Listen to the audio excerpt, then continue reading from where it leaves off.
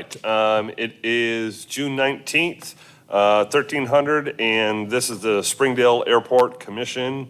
I'm Joel Gardner, I'm the vice chair, and I'm substituting for Greg Collier. We'll go ahead and do a roll call. Mike Goff. Here. Micah Thomason. Joel Gardner. Here. Jim Ulmer. Here. Steve Smith. Yes. Cameron McCarron. Here. Greg Collier. Very good. Well, has everybody had a chance to look at the minutes from last month? I wasn't here. So with that review, will I get a first for approval? I'll second. We've got a motion and a second. Any further discussion on the minutes?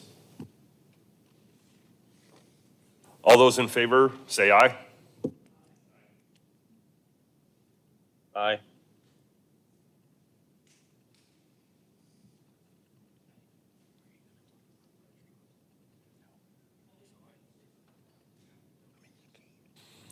Okay, we have anybody, you're from Garver, right? Okay, do we have we don't have anybody from general audience here, so we'll move on to the update from Daniel. He's not here, so we will move on from there to operations report. Austin, again, welcome aboard.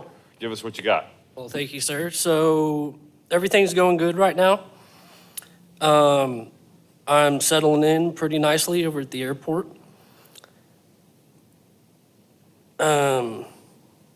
As far as maintenance goes, I mean, right now we've just been in a constant battle with the rain. But we're finally starting to fall into our summer routine.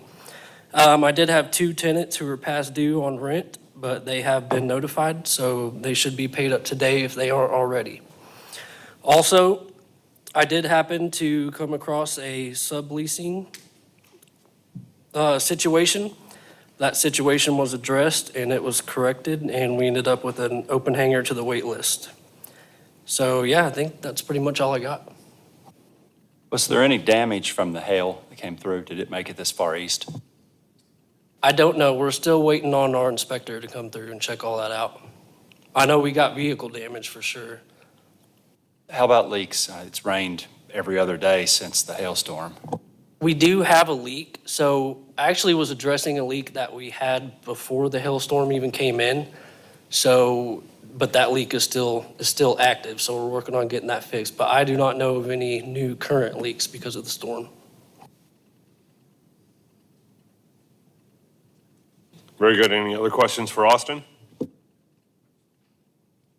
Activity report, James? Okay. Fuel sales is still down, but our May operations are back up. So hopefully with the nicer weather, fuel sales will pick back up to go with operations. To touch on what Austin said on the hail damage, we have city vehicles that's damaged throughout the city. So the city has an adjuster that's coming around to look at all buildings and vehicles.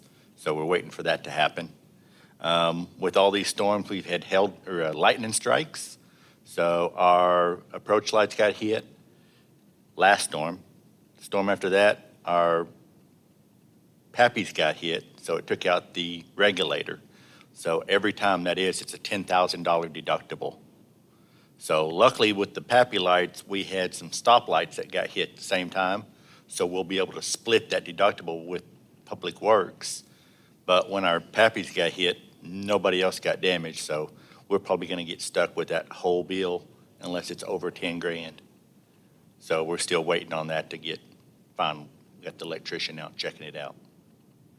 My aviation knowledge is a little rough. Was it a few years ago, maybe 6, 7 years ago, the PAPIs were out completely and we had to replace that whole thing, and they don't have circuit boards because it's an antiquated system. Was that right? No, these are all updated LED, brand new PAPIs. So we Both fixed them north back and then. south. Okay. And that's it.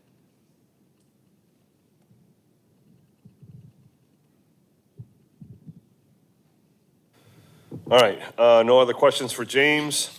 Will, correct? All right, go ahead and give us an update from Garver. James, I do have one question. Okay. How are we doing with the tower? Is, He's got that report.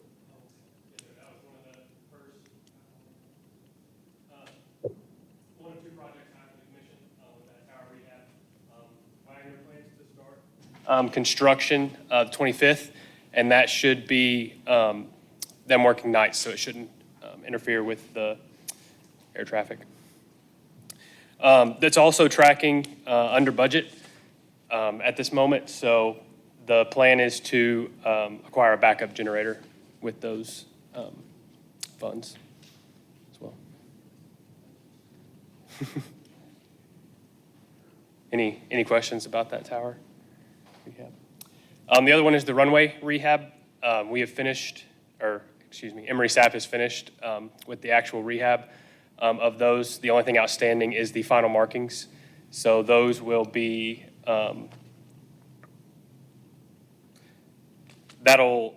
we're working with Emery Sap right now to get them on the schedule, to get those out. We had to wait that 30 days for the tax to cure before we can get those final markings on. So that is the only thing with that outstanding as well. Are there any questions on the runway rehab? That's all I had. Greg is out this week. He is at Yellowstone, so he'll be back next month. He's not eaten by a bear. Yeah, if he's not eaten by a bear, that's right. So, all right, thank you. And if there are no objections from the rest of the commission, I'd like to, Daniel, you get anything to update us with? Step back a moment. Couple things. Okay, so you got my numbers, again, that general monthly fluctuation. Maybe I should start bringing you guys quarterly numbers because we'll see probably more consistent numbers on growth or, whatever's actually happening on the ramp as far as flowage is concerned. So you got the numbers there. Doing pretty good, staying busy, very busy month so far, especially as it's gotten warmed up. Piston traffic, though, has really been dead because of the weather. So we got this stretch of like 5 days of no rain coming up. We're expecting to be very busy. So we're going to continue that. I am still working on my 5K fun run and my car show. Those are moving ahead really well because I had approval from you guys last month. I've been working with James for final approval for everything, working with Mike, the tower manager, on how we're actually going to get this done. The 5K,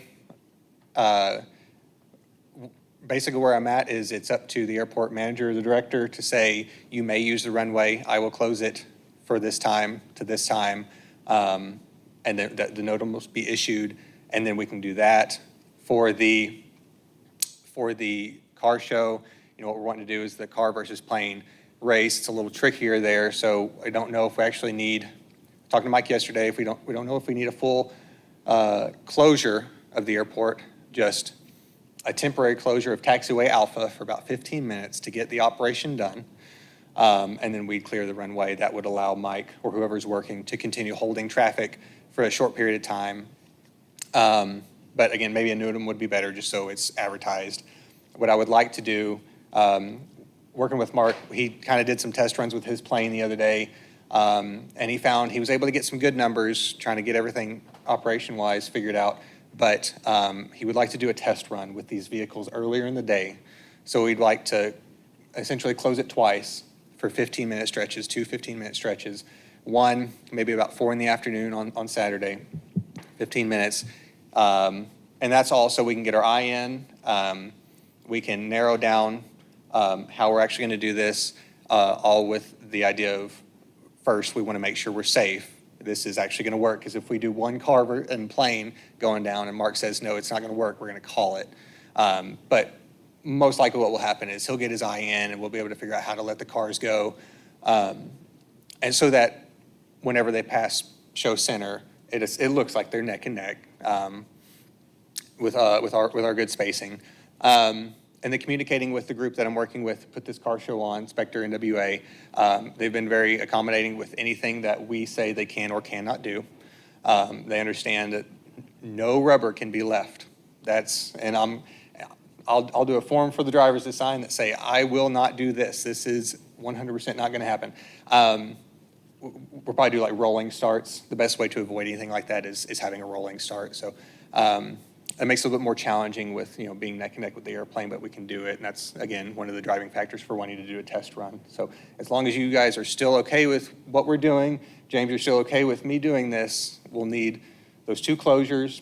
I'd like to do, again, aim for 4 o'clock. Or if I see just a dead period on Saturday during the middle of the day, if we can get that done. And then the show starts at 6. We want to do the race at 7 to 7:15. 3 cars. I'm not sure what they would be yet, but get those lined up. I will have my employees who know how to operate the radios at either end of the runway so that we can do the escorting of these vehicles. No matter where they are at or where they are coming from, they are escorted by me. The only time they are not is when they are moving against the aircraft. That's the only time I have no control over them. Other than that, they cannot go anywhere without me or one of my employees leading them. As we get closer, please think about this. If you come up with ideas, I want to hear them. I want to make sure I'm outside of my own head. If there's anything I'm not thinking of that needs to be thought of, let's figure it out, especially if it's a go, no-go sort of decision. Let me go down that path as far as I can, just to ensure safety.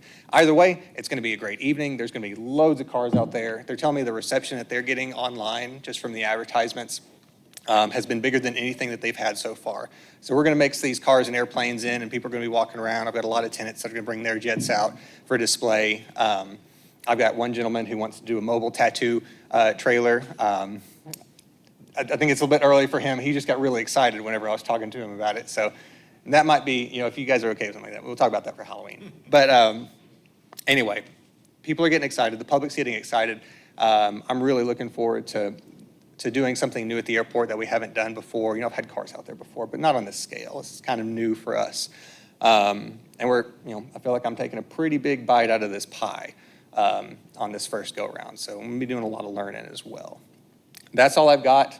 Like I said, operations are kind of picking up with this nicer weather this week.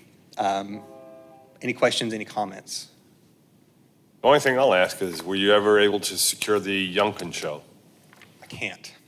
I have been working with the FSDO and air bosses, and what it ultimately comes down to is, we've years and years ago, there were air shows at the airport.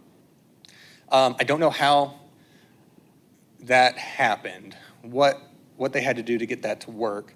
But now, going through all the means of, I'm not going to ask forgiveness. And so trying to go down, the route of doing everything the right way. The biggest concern is the housing that's on the east side of the airport.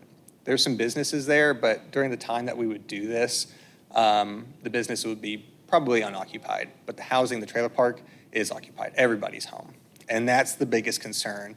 Our setback distances from the runway, from the crowd line, we can match all that. That's fine. It's just the actual display would be directly over these homes, bringing them into the air box.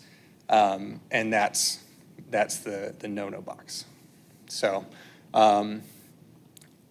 racking my brains for getting around it. I've even talked about doing a non-aerobatic display. Matt said he could do a non-aerobatic display. It's atypical, but it's possible. What I run into there is that I still have to do the full application for a variance, a waiver for a book full of FAA regulations. And so either way, I'm still doing the same amount of legwork, but the show's not nearly as interesting. And it still costs thousands and thousands and thousands of dollars, which I can find. So a couple hurdles. That's not to say no, it's to say it's really hard, and I am working on it. So we'll see what the next couple of years brings, but that's all I've got. Yeah. All right. We're down to old business. Anybody got anything under old business? Hearing nothing, comments and or new business from commissioners?